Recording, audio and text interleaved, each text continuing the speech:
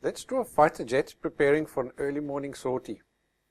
There's a lot of mist about, so that should be fun to draw. I'll start off with a cloth dipped in graphite powder and use it to lay in a basic tonal value behind the fighter jet.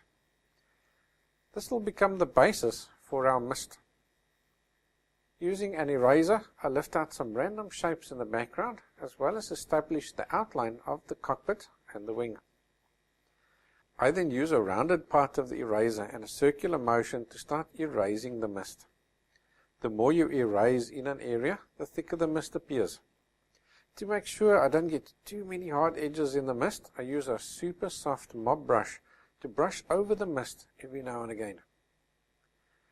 Where I need to go darker, I use the flat edge of a chisel point pencil and a light circular motion to work these contrasts in. Moving on to the nose cone, we have a continuous shading from black to grey. I first concentrate on getting the shape of the cone correct. The tip must be in exactly the correct position, otherwise the cone will look warped.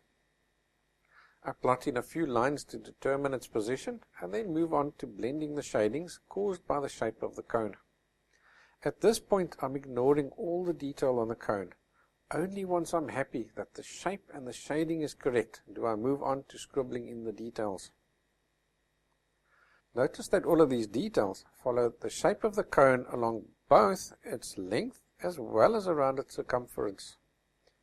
Although these details appear trivial, getting their directions correct is just as important as the shading of the cone itself. We can now suggest the ground crew member to the left. He's mostly covered in mist, so draw the dark visible part of his body and fade it into the mist. For the cockpit, I start by plotting out the basic shapes formed by the window frame, and notice that I'm using a 2H pencil to do this, as I need to be able to erase these marks if they're not correct. Once I'm happy they are correct, I start negatively drawing in the details using my pen-shaped eraser. This allows me to better picture the contents as I can see their silhouette now. I will, however, still not try to draw the contents of the cockpit in high detail. I will simply add a few of the contrasts that I see to suggest the detail. Drawing the body of the fuselage is done in the same way as the cone. I plot out the positions of the major objects to get their positioning correct. I then concentrate on getting the shading that shows the shape of the fuselage drawn in. Once I'm happy with the shape, then I add in the fine detail. As I draw, I'm gradually moving from a white piece of paper to one which has a multitude of contrasts in it. When working against a white background, your darks always appear darker than they really are. As the paper fills up with graphite, you are better able to judge the tonal values. So as you draw, always keep looking over your previously drawn areas to ensure that those contrasts are still correct. It's normal to go back and do little adjustments, so don't feel you've made a mistake when you spot these tonal value differences. It was the white of the paper causing your eye to play tricks on you. With the jet complete, we can now move on to the foreground. I draw the mist below the plane and start to draw the second ground crew figure.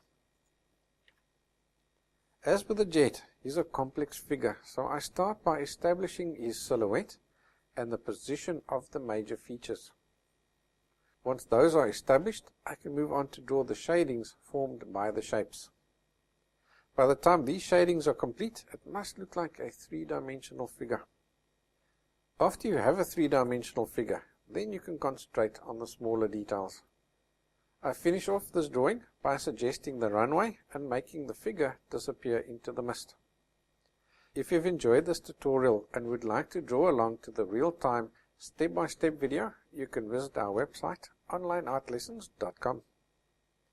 What did you think about the mist drawing technique? Let me know in the comments below. And hey, before you go, please like and subscribe so I can inform you of new tutorials like this one.